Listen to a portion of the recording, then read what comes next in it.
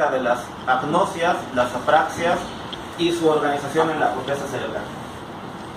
Bueno, se define la agnosia como la pérdida de la capacidad de percibir que está originada por una lesión cerebral, no por una lesión en los receptores sensoriales, que puede ser el ojo, la visión, la audición o el tacto.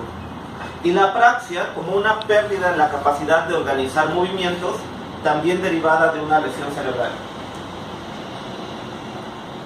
Si recordamos un poco acerca de la organización del cerebro, tenemos al lóbulo frontal, a los lóbulos parietales, occipital, temporal, el tronco encefálico o el sistema activador ascendente, el cerebelo. Pues bueno, cada sector está destinado a participar en el funcionamiento y organización de determinados tipos de información. Por ejemplo, el lóbulo occipital procesa información visual, el lóbulo temporal información auditiva y de memoria, el lóbulo parietal información somatosensorial o de tacto, además de información espacial y visoespacial, y el lóbulo frontal información motriz, además de información mucho más compleja como lo que se conoce como funciones ejecutivas, razonamiento social, juicio, etc. Si recordamos, este mapa que contiene las áreas de Brodmann ha servido a lo largo de la historia para poder localizar áreas específicas y relacionarla con algunas funciones, tanto en la normalidad como en la patología.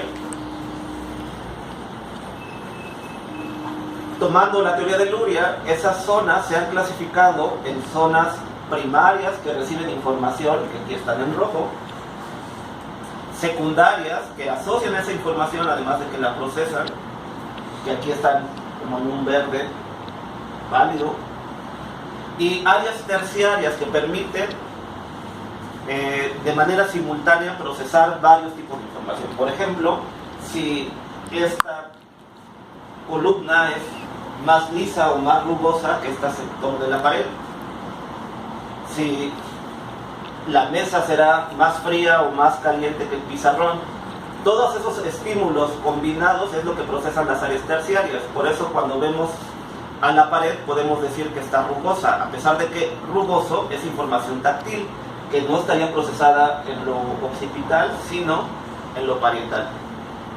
Entonces, tomando eso como base, las gnosias, es decir, el procesamiento normal de la percepción, se ha organizado en gnosias visuales, táctiles, auditivas, que se ubican en las áreas del cerebro que ya les mencioné.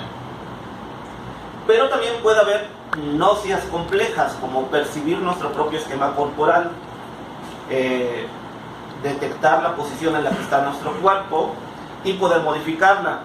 Bueno, todas esas gnosias, si aparece una lesión, se pueden transformar en agnosias, que serían las incapacidades para organizar esa información. Y entonces tenemos agnosias visuales, en donde no podemos comprender el estímulo visual que nos están presentando, como en el caso del hombre que confundió a su mujer con un sombrero, y los que están enunciados ahí en el libro de Oliver Sacks que les recomendé.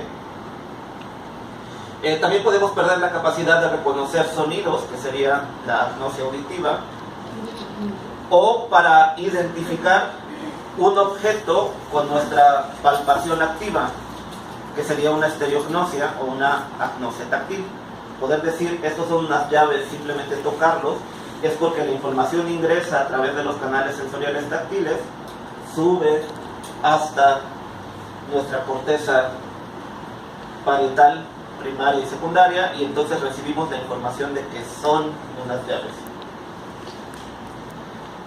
Evidentemente, esas agnosias se dan por distintos tipos de lesiones cerebrales. Las más cotidianas son los eventos vasculares, ya sean hemorragias o infartos, pero también se pueden presentar por tumores, por traumatismos o por deterioro neuronal relacionado a la vejez. Pasando al sistema del movimiento, la organización del movimiento fino, como poder ingresar un botón en un ojal coordinando ambas manos en forma de pinza y desprenderlo de manera sincronizada, pues también están organizadas en áreas específicas de nuestro cerebro, que en este caso serían la corteza motora primaria para la ejecución de la función, y la corteza motora secundaria para la planificación del movimiento, poder saber cuál es la secuencia motriz que vamos a utilizar para realizar esta acción. Si hay una lesión en esas zonas, evidentemente va a haber una desorganización.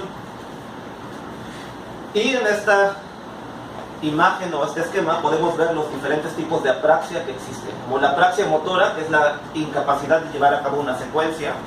Luria desarrolló una secuencia muy básica, puño, palma, lado, y se las ponía a sus pacientes a ver si eran capaces de reproducirlos.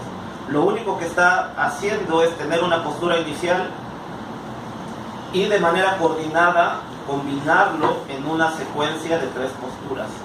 Esta organización motriz, aunque pareciera muy básica y muy sencilla, le permitía a Luria evaluar la organización de la información motora y su ejecución.